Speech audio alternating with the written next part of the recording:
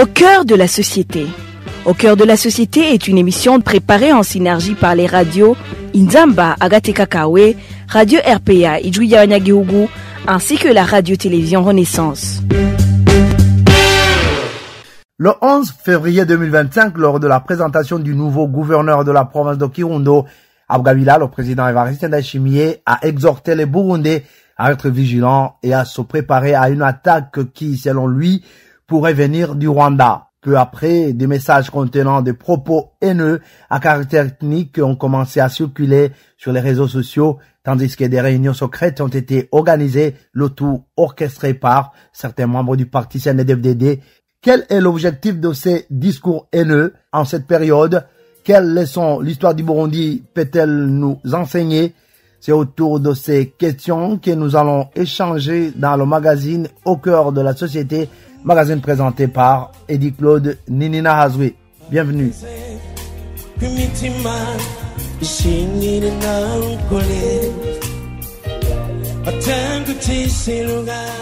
Les plateformes les plus utilisées pour la diffusion de ces messages sont WhatsApp et X, anciennement Twitter.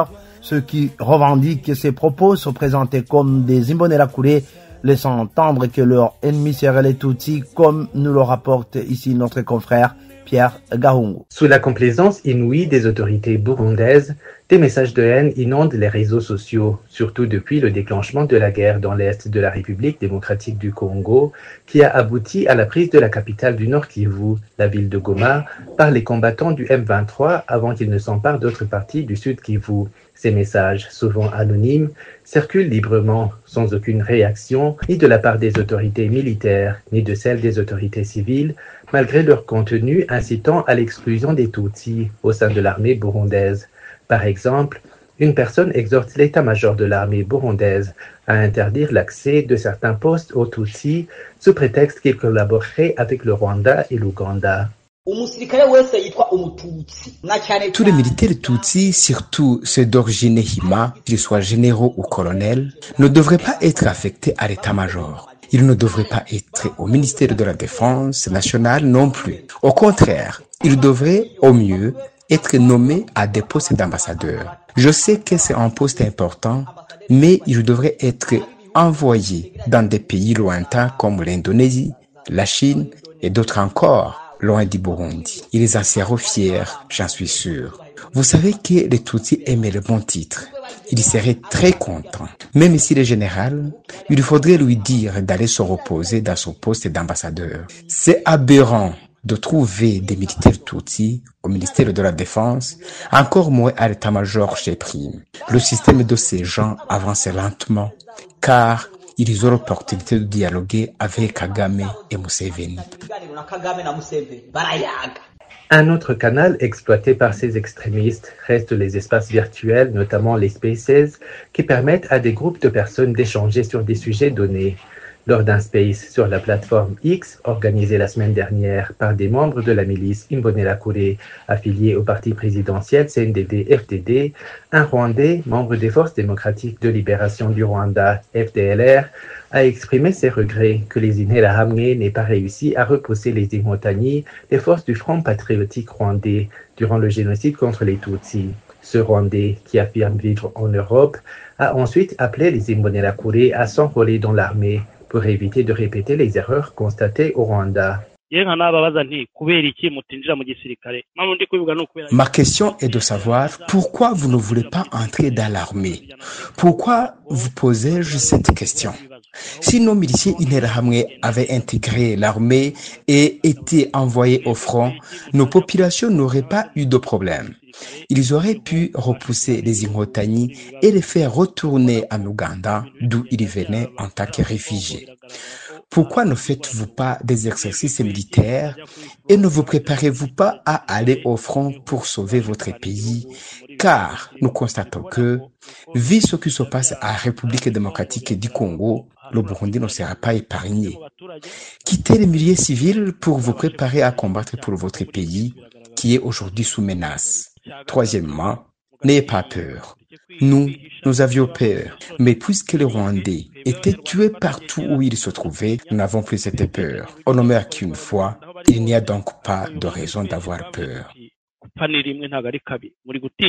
Ce climat de haine et de division entretenu par certains groupes extrémistes représente une menace grave pour la stabilité de la région. L'inaction des autorités burundaises face à ces discours pose la question de leur responsabilité dans la prévention de la violence et de l'extrémisme. Les observateurs régionaux estiment que la situation actuelle nécessite une réponse ferme et collective de la part des autorités burundaises, mais aussi des acteurs régionaux et internationaux, afin de garantir la paix et la coexistence pacifique entre les différentes communautés de la région des Grands Lacs.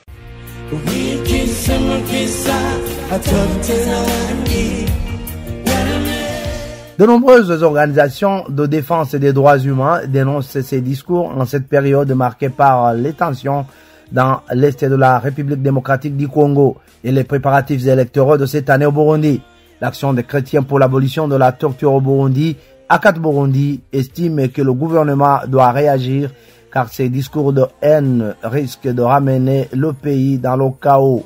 C'est ce qu'affirme Maître Armel Nyongere, président de l'ACAT Burundi. Notre appel est demander au gouvernement de mettre fin au discours de haine ethnique et à l'incitation à la violence, de protéger tous les citoyens sans distinction, de respecter les engagements internationaux du Burundi en matière de prévention des crimes de masse. Nous exhortons aussi également la communauté internationale à prendre des mesures immédiates pour prévenir une tragédie. Et l'histoire nous a appris que l'incitation à la haine précède des pires atrocités. Donc nous devons faire attention et agir immédiatement. L'histoire du Burundi devrait servir de leçon aux Burundais, en particulier aux dirigeants qui doivent cesser d'inciter la jeunesse à la haine ethnique. C'est le point de vue du mouvement Inamahoro qui regroupe des femmes et des filles engagées pour la paix et la sécurité au Burundi. Sa présidente Malu Louise Barichako appelle surtout les parents à encadrer leurs enfants et à leur inculquer les valeurs de respect et de tolérance. Ces derniers temps, les discours relatifs à la crise en RDC suscitent une peur profonde au sein de la population, en même temps qu'ils attisent la haine ethnique dont l'histoire du Burundi porte encore des traumatismes parce que, faute de volonté politique, la paix et la réconciliation des Burundais prônés par l'accord d'Arusha, signé en 2000, n'ont jamais vu le jour. Les récents discours du président au sujet du conflit à l'est de la RDC et la peur d'une attaque imminente du Rwanda sont l'expression de sa démarche qui prône la haine ethnique et sa détermination à l'inculquer aux plus jeunes. Aucun enfant ne naît avec la haine, on la lui inculque. Les jeunes burundais ont donc besoin de protection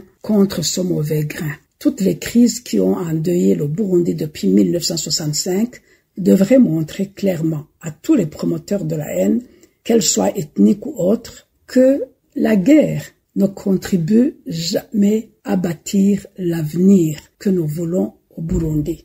Au contraire, la haine ethnique ou autre ne fait que saper tous les efforts de promotion de la paix, la sécurité et le développement durable pour tous, en compromettant les bases de la cohésion sociale et des valeurs et principes communs qui font notre identité. Les Burundais devraient donc prendre conscience du danger que comportent ces discours qui transmettent la haine et la hantise d'attaque par ceux qui sont considérés comme des ennemis. Le peuple burundais a besoin de discours pacifiants qui prônent la paix et l'entente, mobilisent pour l'engagement collectif en faveur de la paix. Que ceux qui dirigent le pays les aident plutôt à prendre ce chemin pour contribuer positivement à la réalisation de la paix dans notre pays et dans notre voisinage. Nous appelons donc les Burundais à ne pas céder à la panique que suscitent ces discours et toute la mobilisation qui vient avec, et à rester unis plutôt. Nous voudrions leur rappeler également ce qu'ils ont déjà réalisé. La guerre interne n'a jamais été et ne sera jamais une solution chez nous. Refusons donc la haine et unissons-nous pour reconstruire notre pays. Le Hutu ne prospérera pas parce que le Tutsi est décimé et vice-versa. Bâtissons ensemble notre nation unie et prospère. Que les parents s'engagent résolument à protéger leurs enfants contre cette dérive identitaire.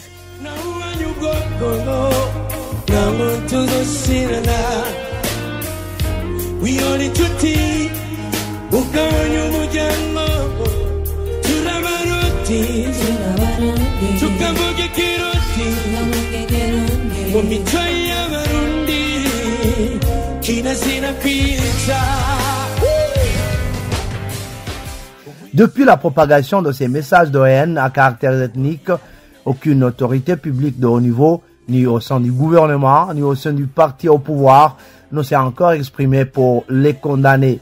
Avant de clore ce magazine, vous avez entendu qu'il appartient à chaque citoyen, aux leaders d'opinion et aux institutions de s'opposer fermement à toute forme de discours haineux et de promouvoir un dialogue constructif en faveur d'un Burundi uni et pacifique. C'est ainsi que se termine ce magazine au cœur de la société et rendez-vous pour une nouvelle édition de la synergie des médias. C'était l'émission Au cœur de la société.